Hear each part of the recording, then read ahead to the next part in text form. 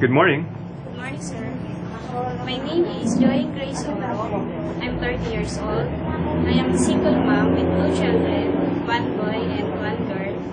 I'm a high school graduate and I'm graduated in TESDA Housekeeping Vocational Course.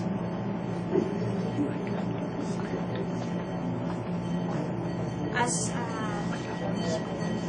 I don't have any experience as a domestic helper, but as a mother, I know how to cook, washing,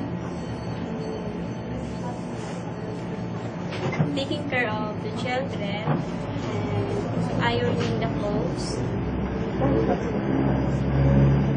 And gardening? Gardening. Okay. And Joyanne, can you tell me the age of your 2 kids? My 2 children, their ages are 8 years old and 6 years old. 8 and 6 years old. Yes. Okay. And who will take care of your children when you work in Hong Kong? My mother and brother will take care of my children while I work in Hong Kong. Okay. And why do you want to work in Hong Kong? I want to work in Hong Kong for my 2 children for their future. Okay.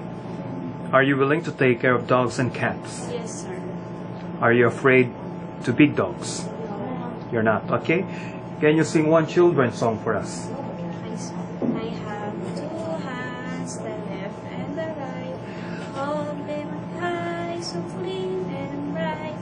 Clap them softly, 1, 2, 3. Lend little hands are good to see. Okay, and what is your message to your future employer? To my future employer, please select me as your helper because I am a hardworking, trustworthy. I will follow your rules. I will do my duties and responsibilities as a housekeeper. Thank you very much, Joyanne Grace Oro, and I hope to see you in Hong Kong. Thank you, sir. Have a nice day. Bye.